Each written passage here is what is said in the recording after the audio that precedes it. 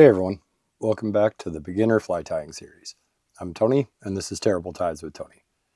Today we're going to tie our third fly together. This one's going to be a little bit more interesting with a couple more materials involved. Flies like this will help you get your skills up quickly. Today we're tying the Brassie. You're just going to need your standard tools and a few materials, nothing too exotic. Thanks again to everyone that's been watching our videos. Without your support, we wouldn't be able to keep this thing going. That said, hit that like button, subscribe, and click the bell so you don't miss out on upcoming videos in this series. Let's go. Okay, let's go over what you're going to need to tie your Brassie today. You need a hook. I'm going with a heavy wire scud and emerger, size 14 today. You're going to need some peacock herl, some copper wire. I'm choosing to go with a copper bead for this one, but you could use a black or gunmetal or silver bead as well. Might even be kind of cool if you used a green one. You need some black thread. You're going to need your UV resin or head cement. And then you're going to need your tying scissors and your whip finisher. I've already got my hook and my bead situated in my vise.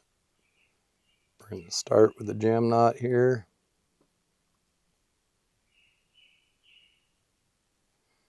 Start taking wraps backwards over that tail. Trim that off. Keep that going until we start down the bend of that hook. We'll wrap back forward to just behind the bead.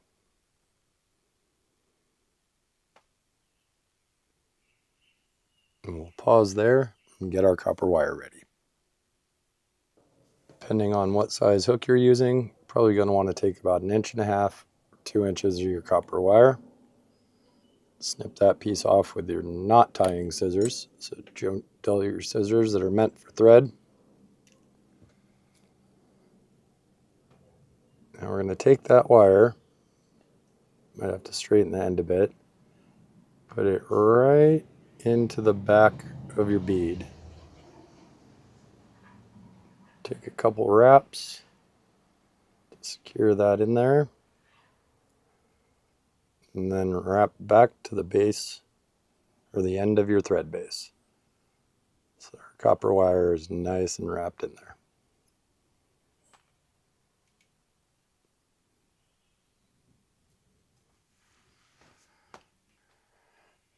And we're going to wrap our thread forward, leaving a little bit of space between the bead and your thread. And line it up with about the end of the hook. Now, you can use your rotary function on your vise if you have it here, or you can wrap these by hand. It's really a matter of preference. In this case, I'm going to use my rotary vise. So I'm going to take my whip finisher, wrap this thread up to the bead, give it a 1 or 2 turn whip finish just to lock it in place.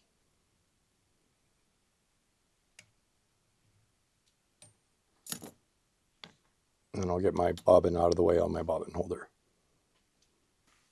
Now we're going to want to start wrapping this copper forward in nice tight wraps right up against each other.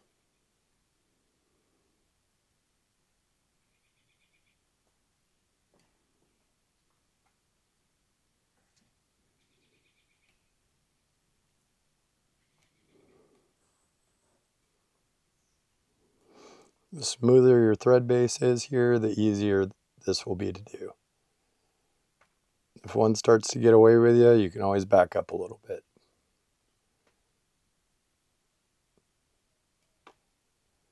We're going to want to keep going right up to where we stopped our thread before, about even with the point of the hook.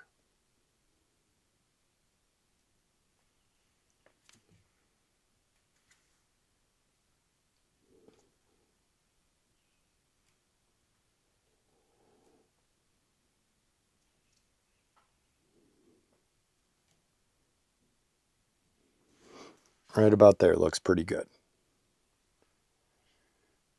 So now we're going to get our thread back. And lock this wire in with a couple of tight wraps on each side.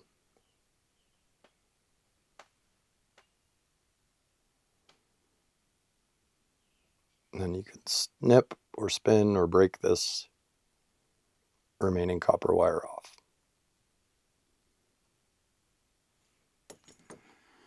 So you continue to spin, and that'll come right off. Now we want to get our peacock hurl in there. You can either fold one single hurl in half and get started that way. I prefer to snip it in half so the direction is the same. Then I can line up the stem end and the stem end.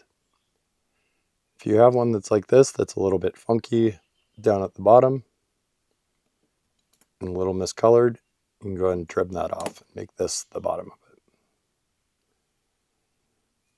Now you want to line those two up.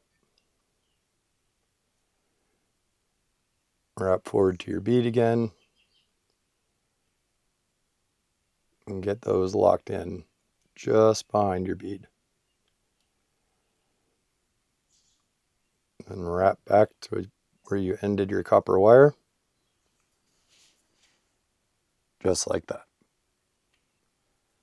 This peacock hurl can be pretty fragile. So before we wrap that forward, I like to add a tiny bit of head cement or resin underneath it right in here.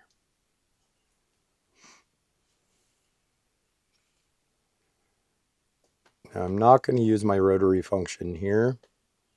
I'm going to take these two pieces of peacock hurl and start wrapping those forward in tight, almost overlapping wraps. All the way up to your bead.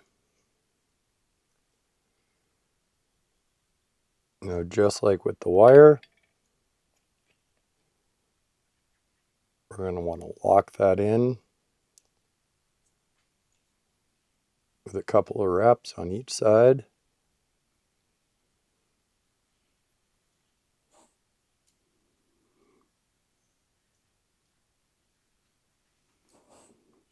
Mine were a little bit long there, so kind of messy to deal with. Now you can either cut or snap these extra peacock hurl pieces off. I like to snip them. And now you take your whip finisher,